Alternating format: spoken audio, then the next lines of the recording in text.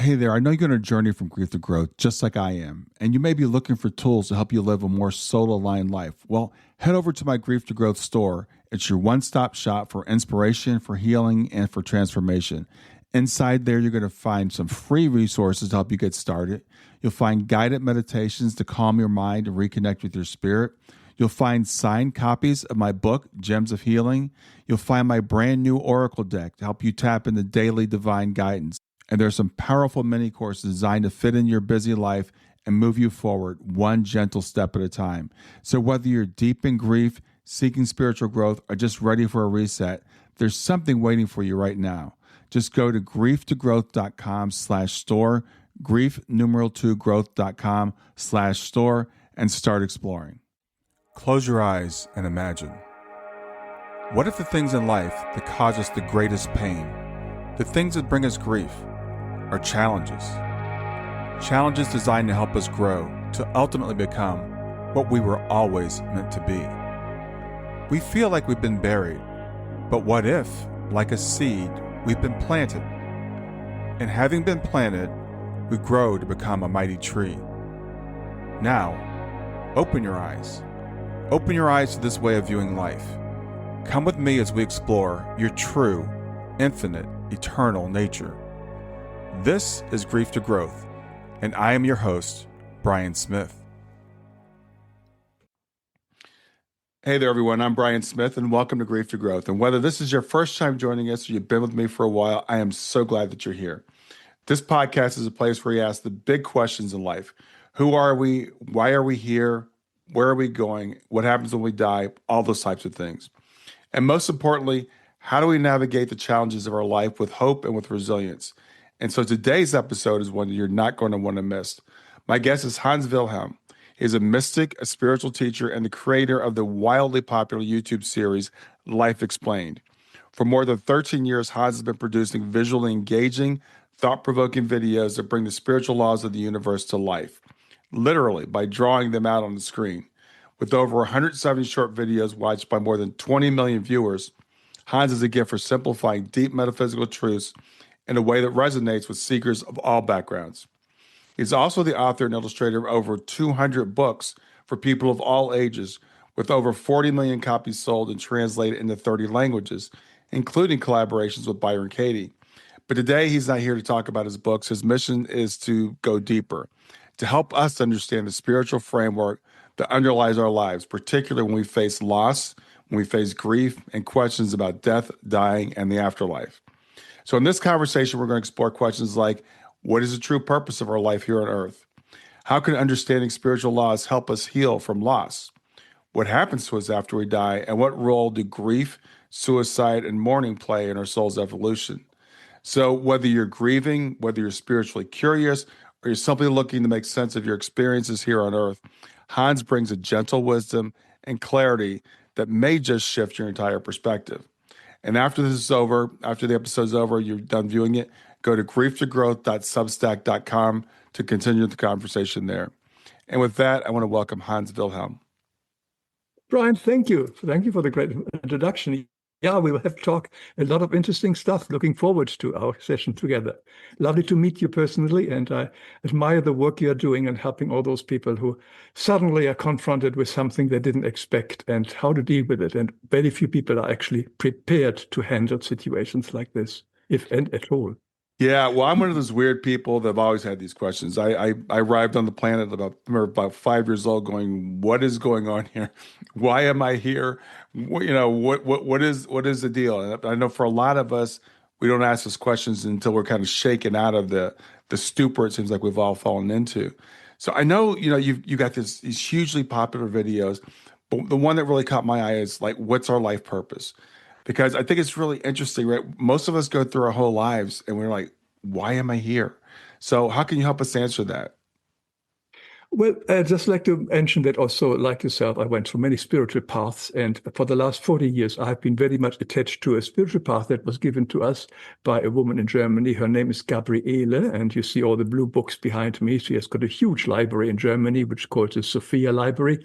And this material which really resonates with me after having done so many other spiritual paths.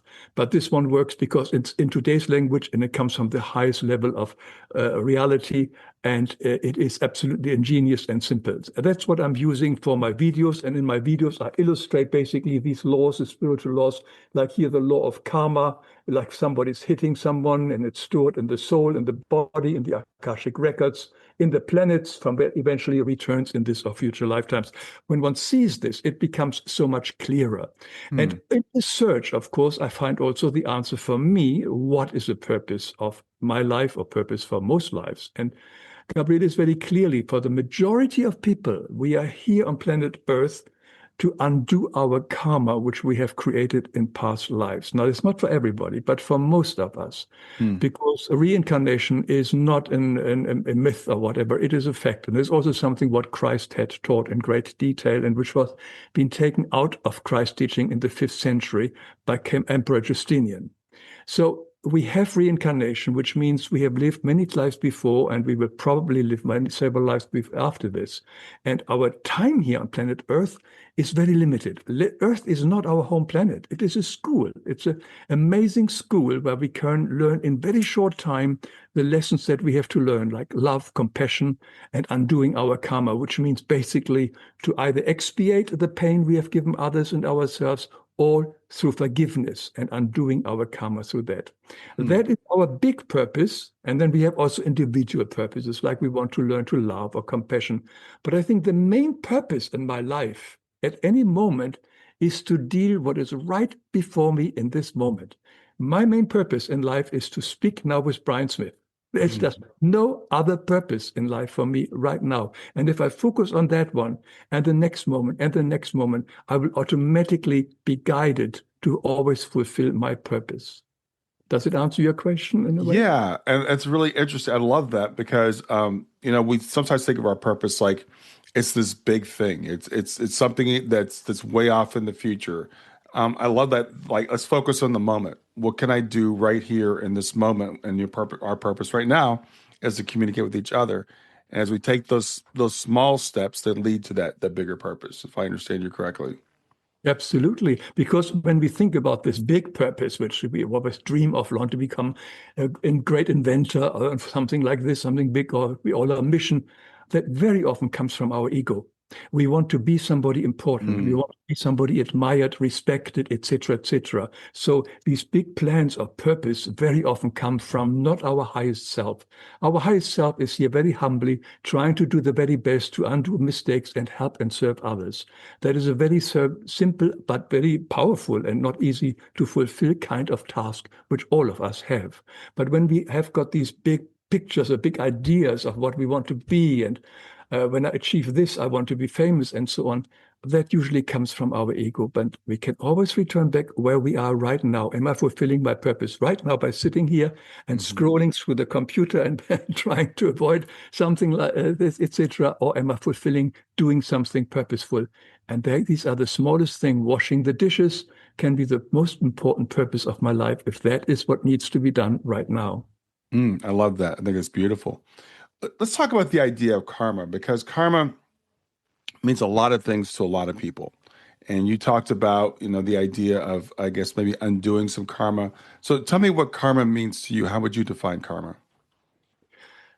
My understanding is that we are the children of God, and whatever you will imagine God will be, I will not go into this. Everybody has a different image. Let's say that's God, whatever it is, energy, God, Father, whatever it could be, but Hmm. we are His children. And God is perfection, and God is love. And we are thus love and perfection in our true origin as well. Mm, And whenever we have deviated from our true essence, which is love, through thinking, acting, speaking, feeling against the law of love, we have basically vibrationally removed ourselves a little bit from divinity. And that is like a shadow we have put on our soul, mm, the soul shadow. And that is basically the karma. So we have burdened ourselves every time we are not loving, kind, and not acting against, and we're acting against or speaking against the law of love. And therefore, we have removed ourselves from source and we feel lonely, separated, but we have done it ourselves. God hasn't removed itself. God is in us anyway. But we think we have removed ourselves by continuously thinking, speaking, acting, and feeling against the law of love. And so basically, karma is all these kind of unlawful, unloving words, actions which we have done, which have to be undone one day because they are there. So how do we undo our karma? So the two things, either we do it through forgiveness, we forgive the person who has hurt us, or we ask for forgiveness for the person who has hurt. Christ said, 70 times 70 we forgive and so on. It's a very important thing. Forgiveness eliminates the karma. Or if we can't do that, then sometimes we have to expiate the karma, which means it may flow through our body as an illness. It may come as a loss of job, a loss of something painful, a blow of fate. That can be karmic things which are coming back to us from the planets because all the karma that we have uploaded over time is stored in the planetary system. That's where astrology originally comes from. So when these planets move or in a certain constellation or are full, then they download, like on a computer, the stuff back to us. But they always download it very carefully dosed. We never get too much. It's always in accordance to what can our soul bear at this moment. We may think it's too much, but it's never too much. But it is just carefully calibrated to what we can deal with right now in this lifetime. And there we have to either feel the pain that we have given others, ourselves, or nature, Mother Nature, or we can, through forgiveness, asking for forgiveness, for remorse, can undo this as well. That is basically my understanding of karma. Okay.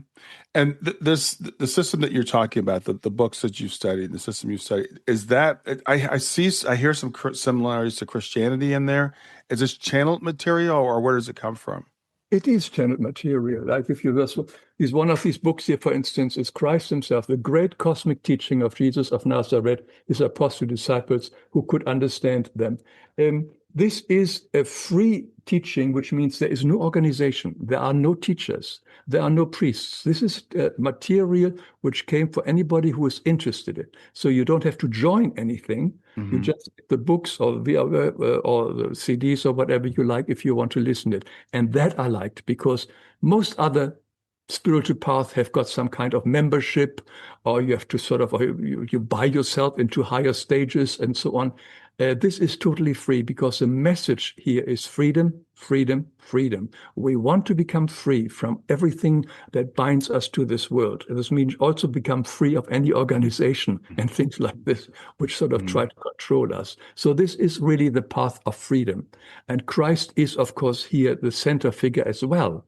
To set us free here, because he is not the church Christ, which is different, because here he talks about reincarnation. And he is also the Christ who is in us, by spark, and who can help us and comfort us and also can give us healings. And over the many, many years, I have used this information and also used it whenever I felt not well. It was quite amazing how this healing energy immediately penetrates the body if we know how to focus on it. And it can really, I just have amazing. To me, the proof is in the pudding. I've used this material. See, I've done a lot of other spiritual paths, and they were very interesting, wonderful, but they never really made me change much. Here, for the first time, through the application and the simplicity, I felt I've made really changes in my life. So you talked about Christianity, and you mentioned the fact that a lot of Christians are going to like hear the word reincarnation and like, no, no, no, that's not Christian. Explain to people when that was removed from Christian teachings. Well, anybody who's interested in this can see my video on Christ taught reincarnation that goes into great detail about Christ did speak reincarnation. It was a common belief with many Jews at the time. Christ mentioned Matthew and so on. Several questions, what do people say I am? And says, you are born different prophets and so on. There are several quotes in the Bible referring it to. Christ spoke about reincarnation indirectly, but never so clearly. And that was a profound part of the early Christian origin and so on, all the teachings which we have clearly mentioned that they talked about reincarnation. But it was Emperor Justinian in the 5th century who wanted the better control. He considered himself as the ruler of the church. It wasn't the Pope, Vigelaris at the time. It was Justinian, who thought he was the king and everything. So he ordered to take reincarnation out because he wanted total control over the people. The moment you take out reincarnation and say the only way to God is through me, through the Catholic Church, you can bind the people. Yes. And that was the idea, to bind people. Because with a reincarnation makes you understand, I don't need an organization. I basically have to work on myself, and I can free myself with God and with Christ if you choose to. So it was an important thing to control the masses. And that was done in the year 500 and 555 on the 8th of December, when this was signed as a law that the Catholic Church could no longer speak about reincarnation. And then they had to create all this nonsense. This is the sin or eternal damnation and all this stuff, which is not never mentioned in the Bible. There are a lot of stuff which was created because now suddenly they could no longer explain where do we come from, why we are here and where we are going, why somebody is rich, why somebody is poor. The only explanation they could give is, oh, it's a mystery of God. Mm-hmm. And so everything changed. And that's why I could never really believe the teaching of the church, because this important element of reincarnation was taken out. Yeah, I learned this about 30 years ago, I guess at this point. I was raised as a Christian and taught to believe the Bible was, perfect, et cetera. And I started doing some research and I found out, for me, it was the idea of eternal damnation. It just never made any sense to me. So I started doing research in that, and then I realized for the first 500 years of the church, it's not what the church taught. Right. Exactly. Yeah. Yeah. My eye-opener was, Edgar Cayce, when I was 20 and I read, and for the first time, when we had reincarnation, suddenly everything made sense to me. Suddenly I understood why my neighbor was rich, was poor, was sick. And in a moment, everything makes sense to me. The moment I fully grasped and accepted the law of reincarnation, which Christ has taught and which was taken out. So there are no incidences in life. Everything what happens to us has a purpose. Basically, we are on rewind.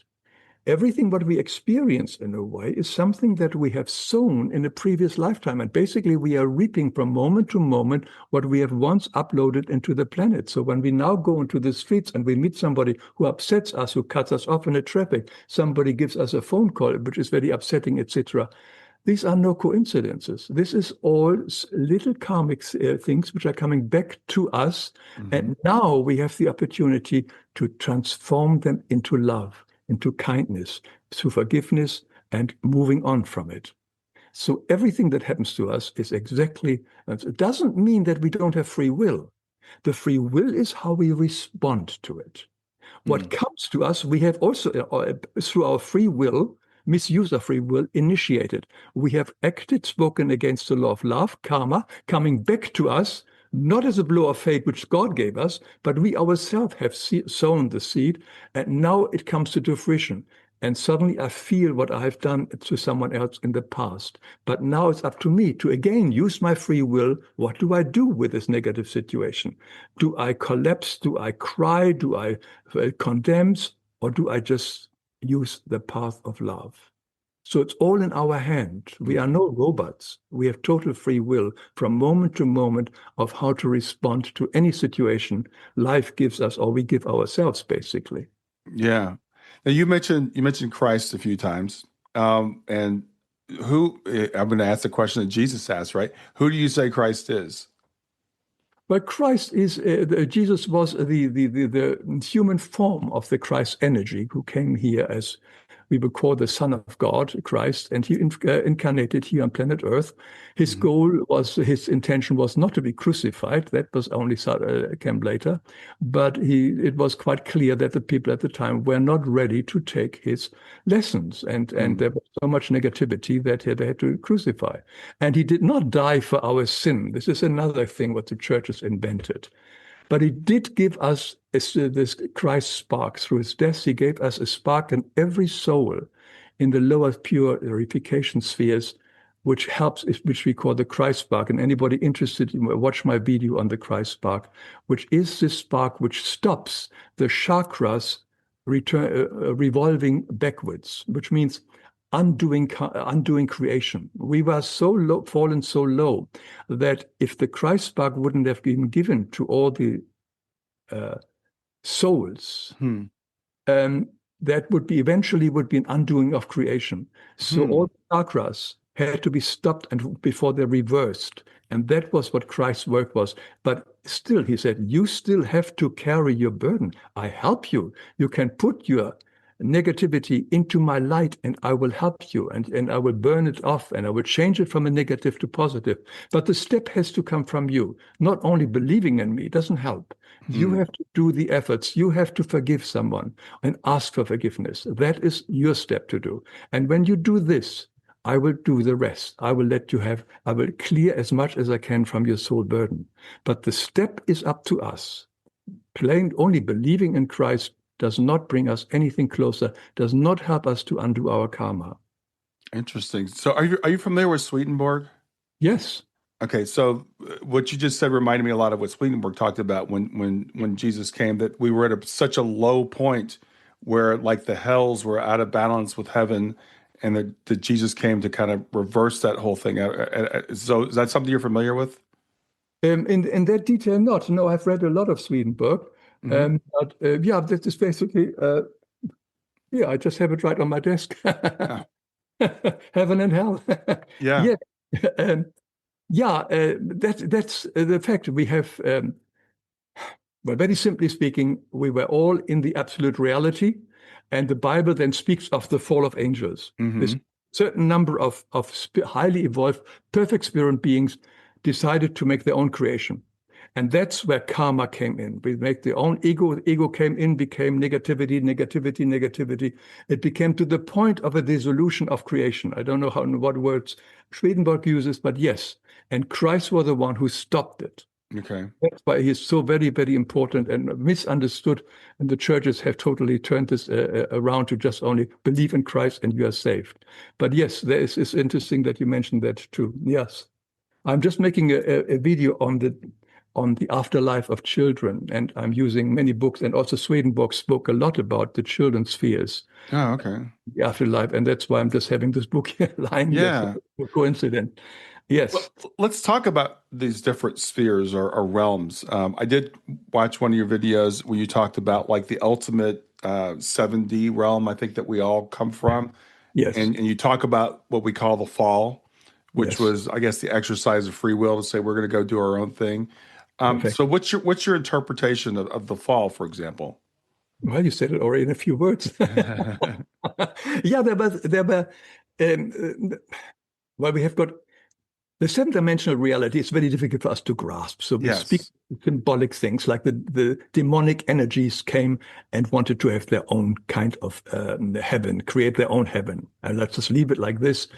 Gabriel explains it in great detail of why it happened. But there was souls in there was spirit beings who wanted to have their own kind of kingdom, and they left. And they left simply by no longer being loving and no longer being of service, because the highest form of love is service. Hmm. And they wanted just their own thing, their own thing. And as they removed themselves more and more, they were not aware of it, but their country became more and more selfish, selfish, selfish. And they started to fight with each other. And the more they fought with each other, the more they removed themselves from the absolute reality, from the highest vibration. Because we have to understand, it is all only energy and vibration. There is no real thing anywhere. Nothing is here. It's only vibration. Even God, even the absolute reality, even this glass of water, it's all vibration, energy. Mhm. There is no real substance to it. And you and I are also nothing but vibration. We are speaking about changes of vibration frequency. And that is basically what it is. We have removed of ourselves from the highest vibration, which is selfless love, unconditional, unlimited, all inclusive. Hmm. And we have become selfish love. And that caused a crystallization to the point of matter where we are now living in. Hmm. That's in a nutshell. And there are many videos I've explained it in greater detail. When I draw it out, it becomes much, much clearer than when I use my limited English. Yeah, the illustrations are beautiful. They're actually they are very helpful. Yeah. It's interesting this idea of the fall, because I have a good friend who's Jewish, and we discussed this many years ago, and he was saying, well, the myth of Adam and Eve, leaving the garden, we talk about that, was really like man just not so much a rejection of God, but more like when your child leaves the house. We're just going to go out and do our own thing. So is the fall, is it a negative thing? Has this been portrayed in some traditions, or is it more of a just going out on your own? Stay with us. We'll be right back. I'm excited to announce I have a great new resource. It's called GEMS, 4 Steps to Move from Grief to Joy. And what it is, it's 4 things that I've found that I do on a daily basis to help me to navigate my grief. And I'm offering it to you free of charge. It's a free download. Just go to my website, www.grieftogrowth.com/gems, GEMS, and grab it there for free. I hope you enjoy it. Well, I think what he is referring to is what a lot of New Age teaching says, that we are incarnating here to planet Earth to experience suffering and pain so that we grow as a soul. I'm sure you have Mm-hmm. that. That is not what Christ said here. No, it says, because that basically means, if you follow that thought pattern, that we are coming from a source we may call God, who is not perfect, who has created children, imperfect children, who now, through trial and error, have slowly and through a lot of pain and torture and war and suffering and hunger become a more better soul. That is a lot of New Age teaching. And that is not what I can grasp, understand, because that is not love. A loving father would not do that. And if my God is perfect, he can only create perfect children. And in my video all about animals, we see how we evolve from the mineral kingdom, etc., to the perfect spirit being.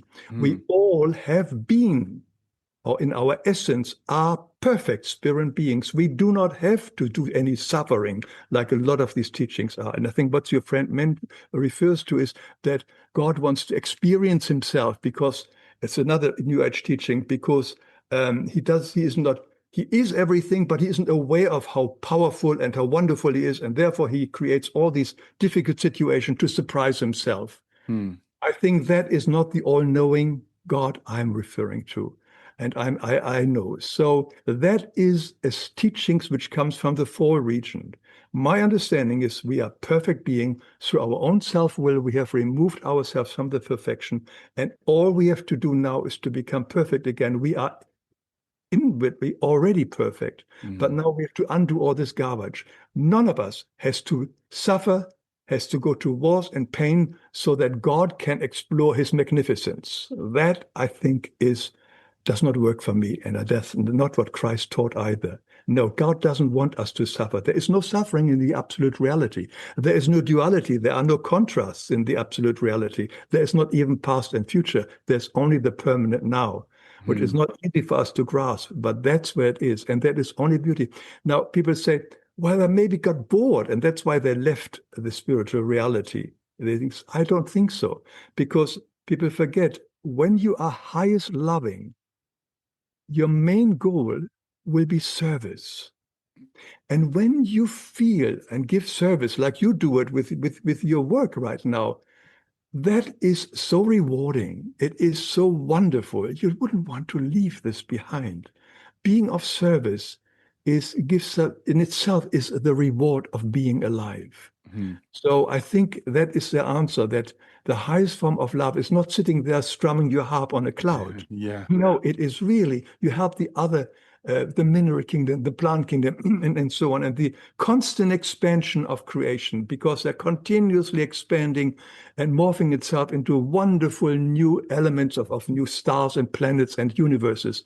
And the spirit beings, the perfect spirit beings, are all involved in this continuous expansion of joy, of ecstasy. This is where you come from, this is where I come from, and this is where everybody will eventually go back to. The choice, when we want to be there, is with everyone individually. Do I want to do it now, or do I want to hang around here and follow my ego, my vices, and my pleasures? Yeah, great answer. So here we are. We're on Earth, and we're in the muck, I would say. We're Yes. in these lower realms. How do we find our way back? Is it something? Do we have to go through thousands of lifetimes, or how do we get back? No, Christ is very distinct. Do not reincarnate. He said that. I mean, if you have to, if you want to, fine. But it's not the purpose, is continuous reincarnation. What we have done over thousands of years, some people have been here 1,000 times, that is not the will of divinity. Because Earth is new, only a school. It's like you want to go to college again and again and again. Doesn't make sense. And this is college. This is a very unique and intense, amazing school and college. So you come here, you do what you have to do, and then you move on into the higher spheres. Now, many people don't use the time here, and some even get so even more involved in negativity and the temptations of this world that this may become more difficult for them. But it's not the goal for us to incarnate over and over again. So he makes it very, very clear to us to make sure that this can be your last lifetime. And Christ and God is here to help you to find out from moment to moment, is your sensing, feeling, speaking, acting really in line? And in line with what? What we have been given for thousands. The 10 Commandments and the Sermon on the Mount, which includes the Golden Rule. This is all what the Blue Book say, nothing else. There's no big secret in it. God is, as I said, ingenious simplicity. The 10 Commandments, everybody knows more or less. The Sermon on the Mount, some have got an idea, but at least help those who are less fortunate, etc. And forgiveness, very important. And the Golden Rule.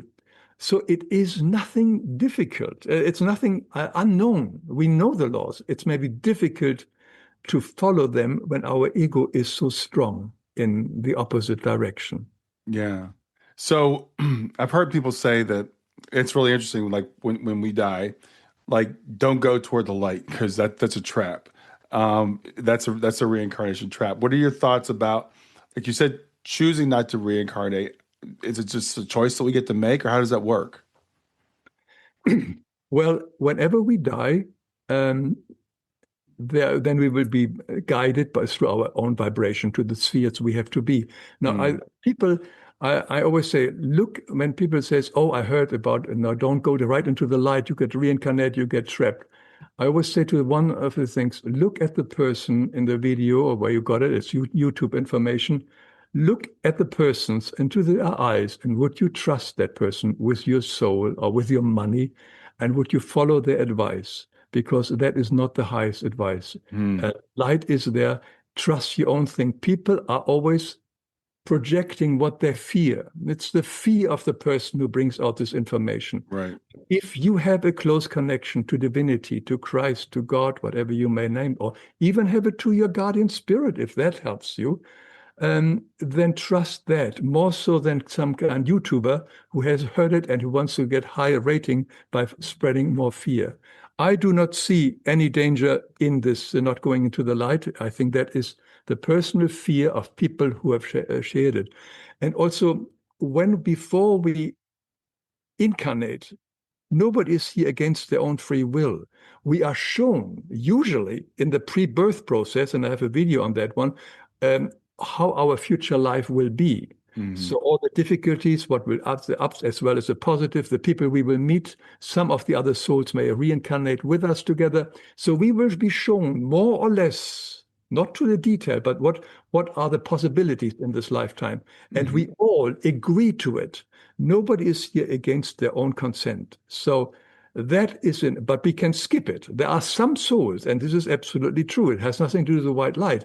But there are some souls who are so in love with this worldly life. They are famous, they are rich, they've got pleasure. They can't wait to continue that life. And they skip about this whole spiritual stuff. The next chance they see another birth somewhere, they force themselves to incarnate again. That is possible. Wow. There are quite many souls which incarnate as well very fast, and they usually are landing up in a very sad situation. So follow your inner guidance when you are moving on into the higher spheres. Connect with divinity, with Christ if you can, with God, with the guardian spirit. Watch out for those light beings. They will guide you and let them follow you. But don't be afraid about the white light. Yeah, thank you for that. It's really interesting some of the crazy teachings that are out there, and I wanted to just look at the teacher. Look at the teacher, then you find answer, and then ask your soul: do I trust that person? That's all. Yeah, I think it's really good advice. So people that listen to my podcast, a lot of people are here because they're going through grief. You know, Mhm. they've lost a loved one. They're like, and that just brings up all the questions we're talking about. Why am I here? Where did they go? Etc. What would you say to someone that's here that's in grief? How can this be of help to them? You are the counselor. You know, find the right perfect words for that. I have never not been in that situation. It's very difficult. What my word comes from more from my understanding than Mm, from having gone through it myself, like you have gone through it. So yeah. I'm happy to share that what I know and understand, and hopefully it may be of work for somebody. But I believe that everybody dies right on time, which means whether you needed 3 weeks, 6 years, 60 years, 110 years. Everybody knows before we incarnate when we will die. This can be a very big surprise for the surviving family. In many cases, they don't know that a certain person is dying much earlier than they expected. And of course, that causes a major disappointment, major pain and suffering and grieving and mourning because it is against what we expected. We make to remind us that all our pain and our suffering is basically unfulfilled expectations. If we really look at this, we had an expectation that the person we are with, my partner, my child, should be there all the time. And suddenly it's no longer there. We expected that the job I had is always there. And suddenly I'm given notice. Suddenly I'm getting sick. Whenever we are upset, we are basically dealing with unfulfilled expectations. And there Mhm. was a wonderful book in the 60s came out. It's called Handbook for Happiness by Ken Keyes. And he says, if you can, change the expectation over to preference, and the sting is taken out of it. If Yeah. we can say, I would have preferred that my son would have still be alive. I would have preferred my husband by my side. The whole energy shifts in us when we really understand that. And of course, it's very difficult to accept that. And there is this grief quite naturally about a loss. A person is gone. We have to adjust to that. That is naturally. But the mourning is something different because the mourning comes often from our head. This is also often related to the life that we imagine we could have had still together, the Mhm. life we should have had together. We imagined where the person or soul is, where I will be. So mourning is something different. And mourning works in our head. And there we may want to eventually come to the conclusion that all mourning is basically about ourselves. It's all about us because we don't know where the soul that has gone is. Mhm. Most likely in a thousand times better place, mostly healthy, young, vital, alive. But we are thinking about ourselves. We have been left behind. And Christ speaks over and over again, do not mourn if you can, because if you would know how much you hold on to that soul cannot move on because they feel the suffering of the mourning person. They feel it deeply and they want to says, look, I'm healthy, I'm fine, I'm in the spiritual world, I don't have a body, but look, I can dance, I can move, etc. I'm young again. And you are standing here at my grave and you're mourning and mourning. You're feeling sorry for yourself. I understand that. But I can't really move happily on into my future path because I have always to think about you who are left behind and you are suffering so much. Mm. I have a wonderful letter on my website, lifeexplained.com, an email which a woman sent me from England. And she said she was very close to her father. And her father her father died, she communicated with him all the time. Whenever she wanted to do something, buy a new dress, go out, she always closed her eyes and she could communicate. And they spoke with each other. Hmm. So one day, the father said to her, "Why don't you go to the computer and you type in?" And she says, "Now go to YouTube and type in the name Hans Wilhelm." And she has, of course, never heard of him. And she thought it was an opera singer because her father loved opera. Hmm. So I typed in Hans Wilhelm, and immediately my video on mourning and grieving comes up. Oh, wow. And she looked at that, and that was his way of saying, let me go. Let me go. I have to do my own life. And that, I think, is a very, very important point. And of course, if something happens um, right now, if somebody just suddenly, for the first time, faces grieving and mourning, it's difficult to hear. But it is a goal to have to let go, to understand that this mourning is really about ourselves. And we want to be, and something else which my dear friend and Dr. Kübler-Ross said, the excessive mourning is very often nothing but undeclared love. The person who excessively mourns is somebody who feels he or she has not said, I love you to the person who has died, has not verbalized it. It's a very important point to realize that. And I checked it. I made my first book, I Will Always Love You, is based on her teachings. It was a big seller. And it still is. And it is the important message to say, I love you. Verbally say it. And to tell you another little story, as a German, of course, we do not say "I love you" to ever, Yeah. because these words are not used in our language. We love everything in America. We love our ice cream. I love the computer. I love you. We say that easily, but we could never do this in Germany. So when I was doing my first book on this subject, "I Will Always Love You," I realized that I never said that to my father, to my parents. So at the time, that was before the internet. So I have to do this. Otherwise, I can't send out the book, tell everybody what to do, and I haven't. So I wrote a long letter, and somewhere in there, with lots of work and thinking, I worked it in, telling them I love you. Sort of very smart. At least I did it. So I sent it off, and then 2 or 3 weeks later, I got a reply back from them and says, "Thank you so much for your letter, very interesting, but we were not quite sure what you were after." But that doesn't matter. I have said it. So when my parents died, I have said it, and that was all which matters. So I think that is another key element, to use our time together to verbalize love, I love you, and realize that the other person is not our possession, whether it's our life partner, our spouse, our child. There is this wonderful, of course, you are familiar with this, Khalil Gibran from the Prophet.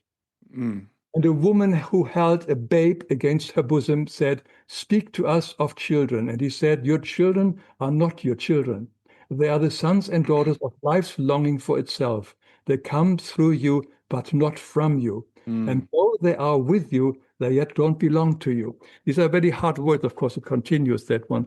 But there is truth in this. And when we can make this separation and understand and respect the other soul's message, that's good. And also when we learn that the love which we suddenly can't give to that person anymore, we now can give to a new world, to a new universe. So this is what you have done by becoming a grief counselor.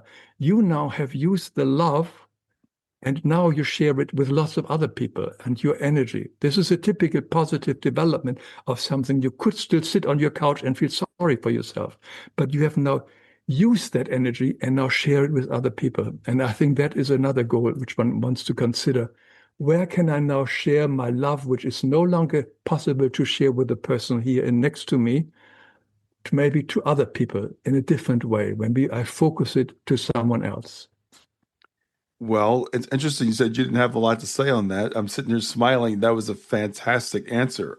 You said a lot of very, very uh, big things there that help people. I think can help people in grief. One of the things we always ask, there's several things, so many things you said.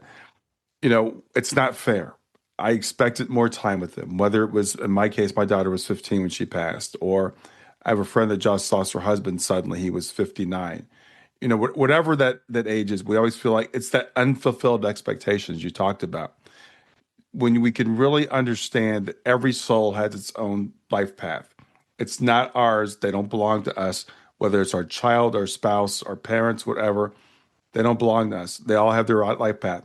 It may be 5 minutes, it may be 5 years, it may be 100 years. So that's a very big thing. The other thing that you said I really appreciate is, I tell people there are basically two components of grief. We grieve for what we have lost, and we grieve for what we perceive the other person has lost. And I'm like, let go of the grief for what you think they lost. When my daughter passed at 15, her existence did not end. She's not missing out on going to prom. She's not missing out on getting married. She's not missing out on all the things of this earth. She's living a better existence. So when we understand the concepts that you're talking about, we can let go of that part of grief. We don't have to grieve for the person that we've lost. We still grieve for ourselves. the grief is for ourselves. It's for Yes. that expectation that we had, and understand again that our children.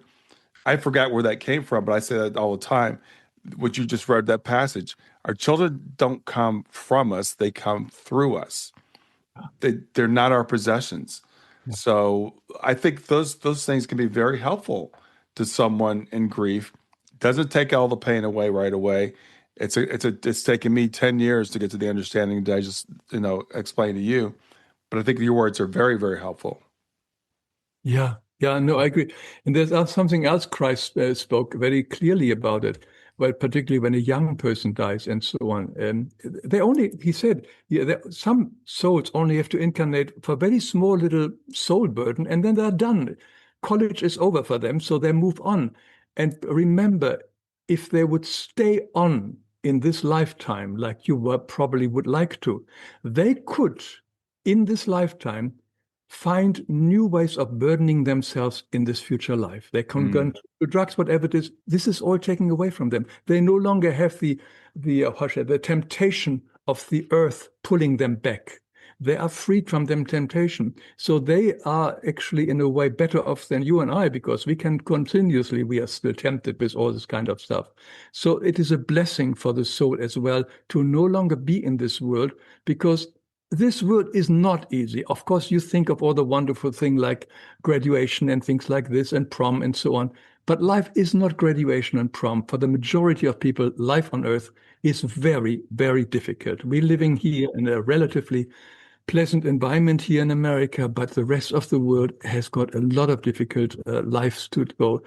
And life is very, very tough. So, some people, many souls are better off not having to go through all this pain. So yeah, when it dies early, if we really see it as a blessing, because in the absolute reality, on the higher spheres, all these things, these heavy things, are not there to that degree. yeah. That is an excellent point. Another thing I try to point out to people, there's a movie called The Butterfly Effect. It was made many years ago, and in that movie, something bad happens, something this guy doesn't want to happen, and he finds out he can, through journaling, he can go back and change the past. So he says, "Okay, I didn't want this person to die, so I'm going to change it." But every time he changes it, some unintended effect comes up, and it ends up being worse. And so I tell people, when our loved one passes, like my daughter at the age of 15, I have this vision of her life from then till 85 being perfect. This is the way it would have played out. But my daughter had terrible rheumatoid arthritis, which was under control, but I don't know how that might have affected her. I don't know if she would have gotten caught up in drugs, you know. We don't Yes. know what that person's life would be. So as you said, they're spared the difficulties of this earth. This earth is, it's really wild. It's so beautiful, and there's so many blessings, but there's also so much pain and suffering. So to tell somebody, people will say, "Well, would you bring your daughter back if you could?" No, I wouldn't bring her back, because I wouldn't do that to her. So I say, well, that's where the growth comes from. Yeah, when you reach that point, that is true. I also remember very interested in one of these spirited teachings. The teacher, I don't know who it was, who says, "All right, you think that person didn't die and should live longer and so on. All right, I want you now to look at the person next to you, who is a stranger, and look at them and says, tell them exactly what in your mind, at what age should they die?" Hmm. So think about 85. We suddenly realize we can't do this. We Right. can't go to someone else and says you should die at 110 or 55, etc. So why are you doing this to your family members? And we can't do this. This is not for us. It is totally in the hands of divinity and the soul itself. They have made that agreement prior birth that they will only live that number of moments here on planet Earth, because it's a college. This is not our home. And in college, there are some great times, some fun times, but usually it's the good college, the Ivy Leagues it's hard studying. Yeah, my college was hard. My degree is in chemical engineering, and I tell people I would never go back and do that again. Yeah, So yeah, we remember the good times. I remember the football games, but we don't remember the final or the exams. exactly. Exactly. Yeah. So I wanted to ask you about suicide. It's something that a lot of us struggle with, we've lost a loved one to suicide. We think there's maybe punishment for someone who takes their life. What are your feelings on suicide? In the whole universe, there is no punishment. There are only consequences. But there is nobody punished. There is no God punishing them or anybody else. So punishing is definitely not possible. But there are only consequences. So suicide has consequences. And suicide means that I will cut off my prearranged time here on planet Earth and make it short mostly for the reasons because I don't want to cope with what I think I have to cope with right now. And so to avoid the difficult situation I'm in. And there are many, many reasons. Now, some suicides, I understand, are predetermined before. But for the most part, it is not. We are cutting it off. We are thinking this burden which comes to me, what is it, my illness or whatever, is too much. I can't handle it. And therefore, I think if I don't exist anymore, then this will be over. And this is where a lot of these souls make a big mistake because there is no non-existence. The moment we do something as drastic as that, we exist on the other side. There we suddenly realize, wow, I blew it. I just sort of should have stayed longer in college. Then I would have graduated, be over. Now I have to go back to college to learn the lesson again. I have to become a baby again, etc., etc., etc. I have to redo this whole lesson, which I cut myself off. So I really suffer from that point. Then it can also be that some souls, after they realize what they have done and how they have hurt the people left behind, who can't understand, and the people behind always feel awfully guilty. I should have seen this, that he's suicidal. We know it, what could have done. The guilt is enormous of the surviving family members and friends.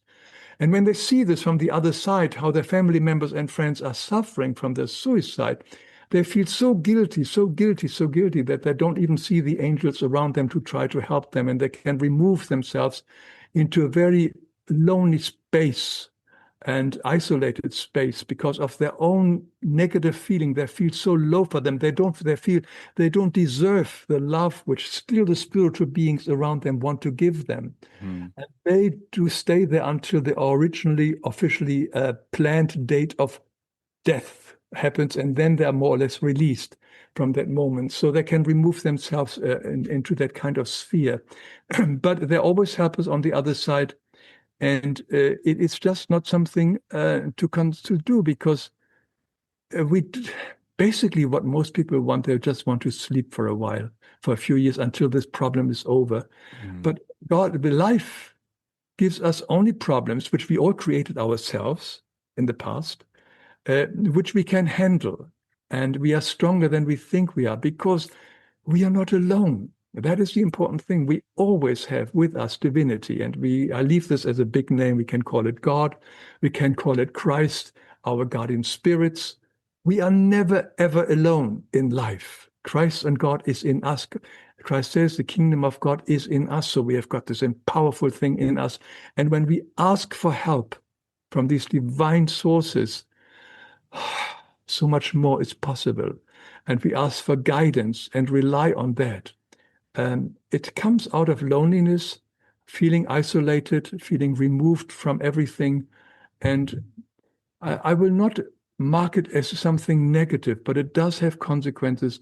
And if we think through it carefully, it's not worth it because the moment you're on the other side, and every suicide person says it wasn't worth it because you have to redo, you have to relearn the lesson still, and you left so much pain behind of your relatives and your friends and unresolved situations there. So it is something which is very sad.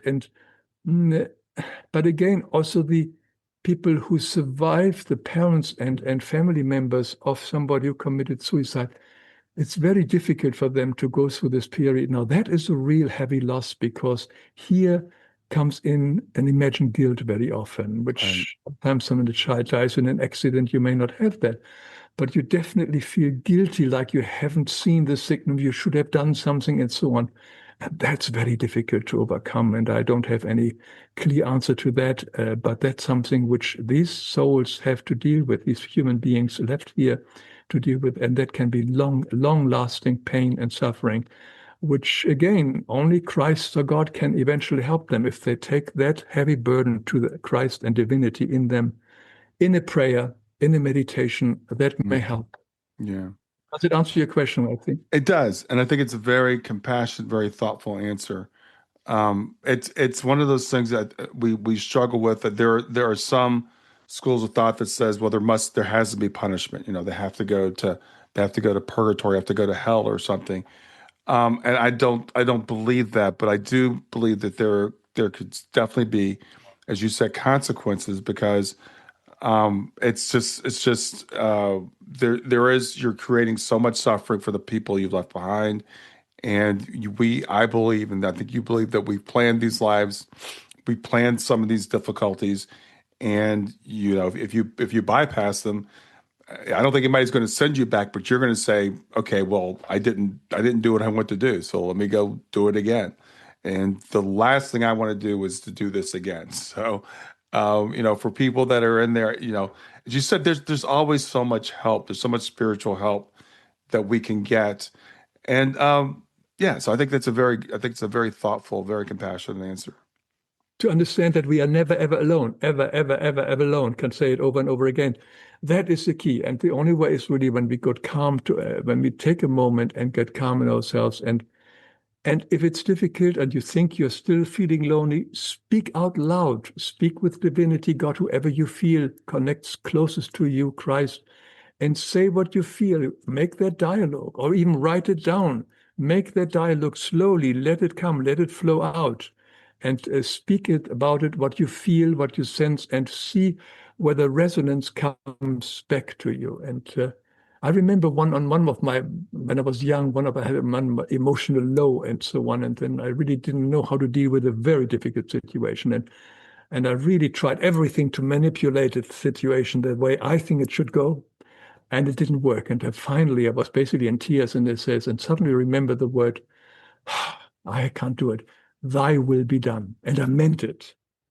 And the moment I said these words, it flooded through me enormous energy, peace, and strength like I have never experienced before, and so instantly. And from there, I knew it. Everything was fine. I suddenly totally surrendered. We surrender, not giving up. We surrender over giving to God. And thy will be done are very powerful words. And when we surrender to these words and mean them and know that from God's side, everything will only work for us. Everything in life is basically working for us, is here for us, and it doesn't happen to us. Then we are relaxing into that tremendous stream of energy which is in us and it surrounds us and wants to help us. Divinity's highest goal is service, is love. They want to serve, they help us, etc. Think about what is a guardian spirit. Most of your listeners surely know about it. A guardian spirit is a soul who's dedicated their life for another soul, like you and me, to be there as guard, watch over us, like a mother over a baby, basically, in many ways. Not that it can protect us from everything or give us everything we want, but keep an eye that more or less our life goes according to our original plan. So there we have a spirit being who dedicates their whole entity time for us. That is love. And the energy is much bigger from Christ, much, much bigger from God. That is the love, divine energy. It is here to serve us, help us to serve everything in nature, everything around this earth. Awesome, awesome.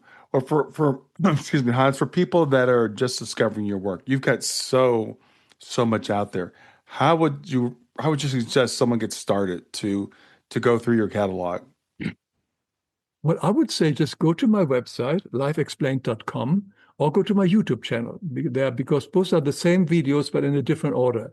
Mm-hmm. And then you just click on the videos and then just look at it. Your inner guidance will show you which is the video for you. May it be on animals, may it be on death, may it be on forgiveness, may it be on the law of cause attraction, whatever the subject is, your inner soul will guide you to the right video. So the step number one, go to the websites, either on the YouTube or lifeexplained.com, and let your inner guidance touch on that video which you think you would like to see right now, and let that speak to you. And if it works for you, fine. If it doesn't work, it's also fine. I have zero interest in convincing anybody about the truth of what I believe. That is my belief. I merely share it. And I will not try to convince anybody about this one. I do not have a need to missionize around here. I just want to share it. And I think this works for me. If it works for you, great. If it doesn't work for you, that's great too. Yeah, I love that. I love that. So, is there anything that you would like to have spoken about today that I didn't ask you?